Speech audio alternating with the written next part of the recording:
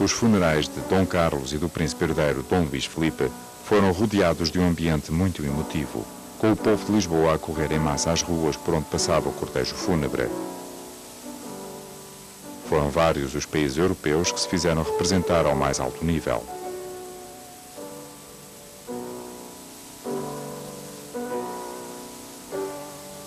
O que aconteceu no fatídico dia 1 de fevereiro de 1908 mudou a vida do príncipe Manuel e do país para sempre.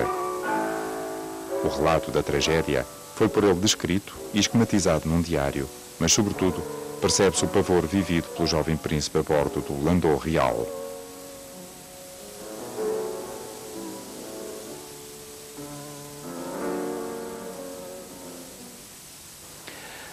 Num país em que existe falta de autoestima, este elemento do medo determinou todo o processo político a seguir ao regicídio. Em vez de haver uma reação, como seria de esperar, dura perante os assassinos, houve o que se chamou a acalmação. Do ponto de vista político, ele tentou tirar a pressão e acabar com as tensões que tinham levado ao drama que se tinha vivido. E demitiu o governo de João Franco, promoveu eleições e retomou a normalidade democrática que Portugal tinha vivido sempre. No dia seguinte ao atentado, o jovem rei presidiu ao Conselho de Estado no Palácio das Necessidades. Era o seu primeiro ato político.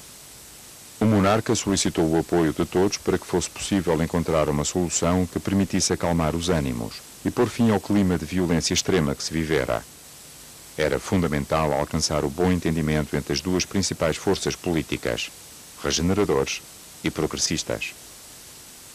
Quer uns, quer outros, responsabilizavam o governo ditatorial de João Franco pela morte dos monarcas, mas aceitavam formar governo desde que presidido por um independente.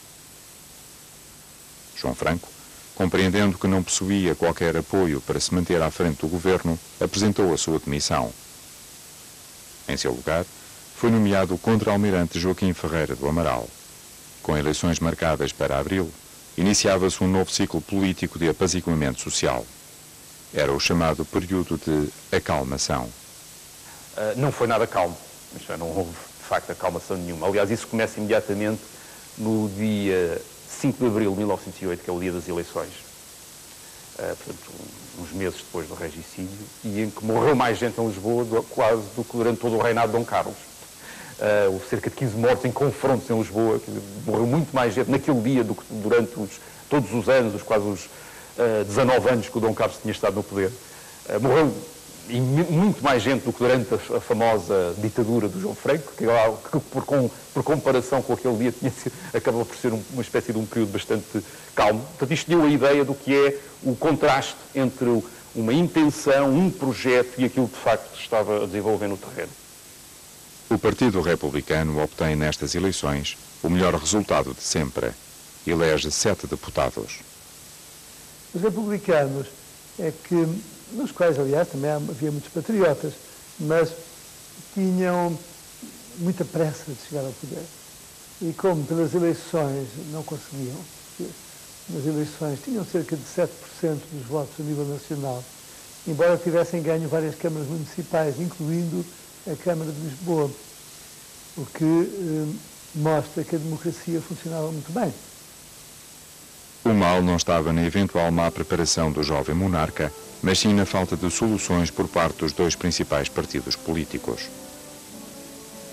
Dom Manuel II é aclamado rei em cortes, jurando fidelidade à Carta Constitucional, que será o documento político que inspirará toda a sua atuação, mesmo no exílio. Os contactos do jovem monarca com os seus súbditos iniciaram-se com caráter regular após a coroação, com representações das mais variadas corporações do país a visitar o rei para lhe prestar as suas homenagens.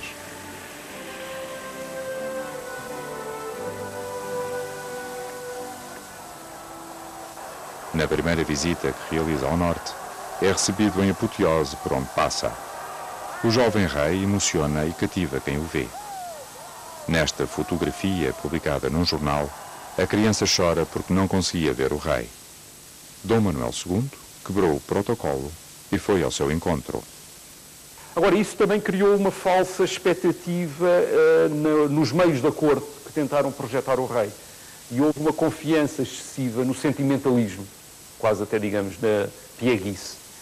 Julgou-se que se podia prolongar esse regime sentimental, isto é, de afeto, de carinho, de pena quase, por alguém que não tinha sido preparado nem educado para ser rei, que era extraordinariamente jovem e que, em condições muito trágicas, de repente fica a reinar em Portugal, a ter de lidar com os políticos, a ter de tomar decisões muito graves. E julgou-se que isso poderia ser, essa situação poderia ajudar de alguma maneira o rei, a criar uma isenção à volta do rei. E isso foi uma ilusão. Estes triunfos pessoais, o caloroso acolhimento de que era alvo, desagradavam ao Partido Republicano. João Chagas, nas cartas políticas, que então começara a publicar, chega a avisar o rei de que não se deveria entusiasmar com a recepção e as manifestações populares. É dele a frase: Vossa Majestade chega demasiado novo a um mundo demasiado velho. O Dom Manuel e a Dona Amélia estavam convencidos que o Dom Carlos tinha-se comprometido ao intervir abertamente na luta política e ao escolher alguns políticos contra os outros, e a linha política do Dom Manuel é ao contrário. Isto é abster-se, é não tentar comprometer-se com líderes de partido, e o que resultou daí foi o rei incompatibilizar-se com toda a gente. E pouco podia fazer mais do que nas suas viagens que fez pelo país, pelo norte, pelo interior, a França e a Inglaterra, chamar a atenção de que ele continuava a ser a garantia de uma independência nacional. Dom Manuel II, consciente da importância das relações diplomáticas para garantir o prestígio de Portugal junto das principais potências europeias, deu continuidade à política diplomática de seu pai. Estreita relações com Afonso XIII, no sentido de melhorar as relações comerciais, com especial destaque para a produção da cortiça. Para Afonso XIII, era importante que os monarcas peninsulares estreitassem os laços de amizade e se visitassem mais. A convite de Eduardo VII, Dom Manuel II desloca-se à Inglaterra. O rei inglês distingue-o com a Ordem da Jarreteira, um dos mais altos privilégios britânicos. É nesta viagem que é abordada a questão do casamento de Dom Manuel II, eventualmente com uma princesa inglesa. Tudo isto desagradava ao Partido Republicano, que desencadeou uma campanha junto das lojas maçónicas britânicas sobre a difícil situação económica e instabilidade política, a qual produziu efeitos. De regresso a Portugal, o jovem rei, pela mão da Teixeira de Sousa, conhece Gaby Desley, uma atriz de musical que lhe apimentará a vida durante algumas semanas, mas marcará para sempre a sua saúde.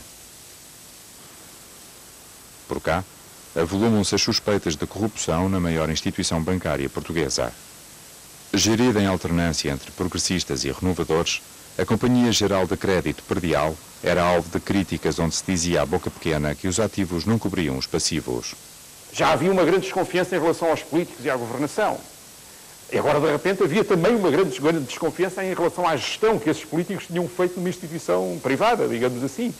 E, portanto, as pessoas que já tinham grandes razões de queixa contra os impostos que tinham de pagar e a maneira como o dinheiro dos impostos era utilizado, de repente descobriram que também tinham razões de queixa contra a maneira como as suas poupanças e os seus rendimentos estavam a ser usados ou postos em riscos numa instituição privada. Portanto, isso é terrível. Nesse verão de 1910, no começo do outono, a questão do crédito predial é uma percolência em pânico. Uma parte da burguesia lisboeta, que tinha lá os seus dinheiros e que subitamente uma parte deles vê nos republicanos, que eles estavam habituados a tratar como uma espécie de inimigos da boa sociedade, vê neles talvez a possibilidade de restaurar alguma moralidade numa instituição privada como era o crédito predial. Eduardo VII morre entretanto. Dom Manuel II está presente nas exéquias fúnebres.